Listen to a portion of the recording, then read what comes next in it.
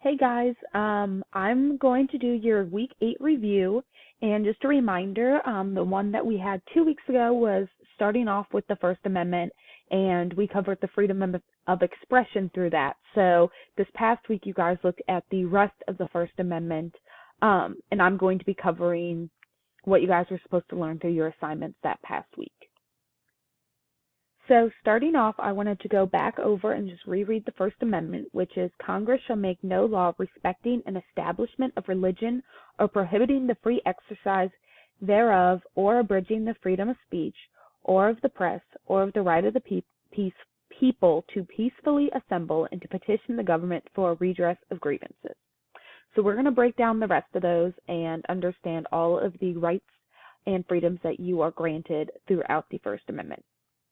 So to start off, I really wanted to cover why we look at a bunch of the court cases whenever we are looking at the amendments and why they're so important. So the reason we look at court cases is because we get to see how the amendments are applied. Obviously, the amendments were written during a very different time, especially the First Amendment, and there's been a lot of things that have changed in history throughout then. So when we have court cases, we get to see how the amendments would be applied to different scenarios throughout time. And then secondly, court cases set precedents and make laws. So a precedent is a ruling, and it just states like any situation that's like this, we're going to handle it in a certain way because in the past, that's how we handle it. So that's how these court cases can set the precedent about how certain things are going to be handled. And it's also how we can make laws based on the different amendments. And so I just kind of wanted to cover why you guys were reading so many and you look at so many different cases each time. They're really important to study, and it's how we can see that the amendments, especially the First Amendment, can be applied to our lives today. So the first thing we're going to look at is the freedom of religion. So like you guys read, it has two parts. It's got the Establishment Clause, and this says Congress shall make no law respecting an establishment of religion. So this means that the government will have no official religion. Congress cannot come out and say that they are a part of a certain church or anything like that. That is absolutely not allowed. This is where the separation of church and state comes in. The government is not supposed to have a religious affiliation. And then the second part of the freedom of religion was the Free Exercise Clause. And this states, or prohibiting the free exercise thereof. So this means that the government cannot prohibit anybody from practicing their religion. Everybody has the rights to practice their religion. The government just cannot have any affiliation.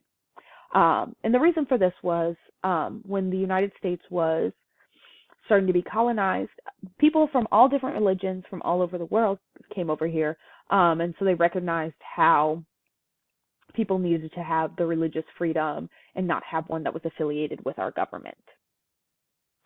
So you guys also looked at the Lemon versus Kurzman case, and this was really important because it establishes a way for the government to judge if an act or a policy has too much religious influence, and it's to make sure that there is no religion in those policies and acts that the government would put forth.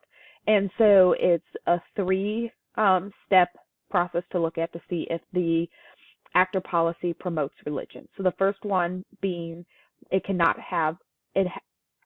must have a non-religious purpose. So when the act or the policy is passed, it cannot have a religious purpose. It needs to be for a secular reason. The second is that it cannot end up promoting or favoring any set of religious beliefs. It cannot help out one church and not another. It cannot help out churches and not secular businesses. Basically, it just has to treat everybody the same and cannot favor any religion over the other. And then the third thing is it does not overly involve the government with religion.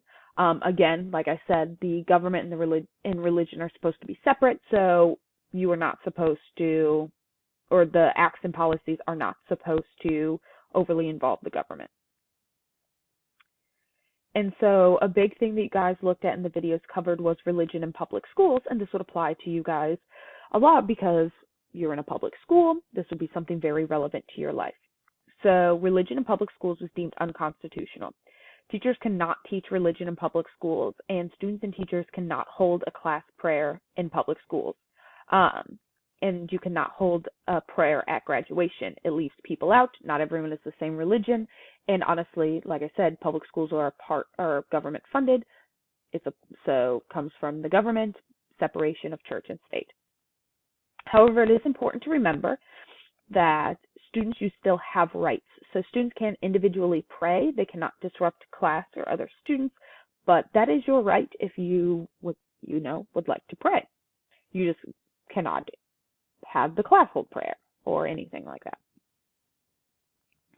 And then you also looked at 2 religious freedom court cases. So the first one was Van Orden versus Perry. And so in this court case, Van Orden sued the state of Texas.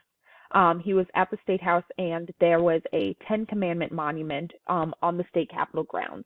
And the 10 Commandment the 10 Commandments come from the Bible. However, Van Orden ended up losing this case because the state was able to prove that the monument was not just for religious reasons, but it showed history as well. It showed how people have been influenced by the 10 Commandments throughout time. It was not trying to promote religion or the beliefs that it had. It was just merely stating that these beliefs have influenced people and the history behind it. So Van Orden did not win that case. And then the second case was very recent, and it has to do with COVID-19. It was South Bay United Pentecostal Church versus Newsom. And so California placed restrictions on churches, saying that due to the pandemic, churches could not hold services, and said it was not safe for public health. They then took this back and said churches can operate up to 25% capacity or with the max of 100 people. And this church argued that these acts passed by the governor were unconstitutional. And they argued this because they said that other businesses and secular organizations such as grocery stores and malls were not being cut down to that low of capacity. So it was decided that the restrictions placed on the churches must align with the restrictions placed on secular organizations and businesses. So whatever rules were put in place for those had to be the same ones that were applied to the churches as well. And then we got into the second part of the assignment, which was the freedom of press, petition, and assembly. So freedom of the press. So this guarantees the right of the press to be able to publish news and opinions without the government stepping in and placing restrictions. So this is very historically important because it has allowed criticism for the government throughout time, and it's been a way for people to have more truth and knowledge about what is going on within their government. So that is really important. I mean, we are all have the opportunity to be very up to date with the news and the media, especially with the age of technology that we're living in, and it's important that people are able to report those things to us. And then I wanted you guys to look at the case of Glick versus, I'm sorry, I'm probably going to pronounce this wrong, but I think it's Kunefi. And I wanted you to look at this because it's about individuals and individuals' rights within the press. And so it has to do with a man named Glick, and he was arrested for videotaping a police officer who was making an arrest. He wanted to make sure that the arrest happened lawfully, so he videotaped it. However, then Glick was arrested for videotaping the police officer. And Glick sued, and he was like, that was an unlawful arrest, and he ended up winning. And it was stated that Glick was protected under the First Amendment to videotape police, and he had the same protection that the press would be if they showed up with a camera. You know, if a news station such as like NBC News or CNN or Fox showed up and they can videotape events as they're going on and then publish those videos, they said that Glick, as somebody with the ability and capability of recording things, is protected under the same rights, as long as, you know, he was not secretly recording, which he was not. It was very clear that the police officers would have been able to see that they were being recorded, so he was allowed to do that. I wanted to make sure I clarified that this has only been heard in the district courts, and district courts cover different sections of the United States, so there has been no national ruling to decide how all states must handle situations like this, which is why I asked the question of, do you think it should be heard in the Supreme Court? Do you think it's something that there should be a law nationally saying people do have the right, being protected under the freedom of the press, to use their phones to record things such as police officers arresting people, or do you think they don't? Or do you think it should be decided state by state or district by district? So that's just something to think about as we go on and especially become even more technologically advanced. And then next was the freedom of petition. So freedom of petition guarantees the rights of citizens to gather support through signatures to lobby and raise awareness for causes. So this is just a way for the people to be able to let the government know that they are upset about something and that something changes. It allows for their voices to be heard. And so there's a lot of great primary sources for petitions that we can look at. And the one that I had you guys look at was the petition for women's suffrage. So this petition was actually made by African American residents pushing for women's suffrage.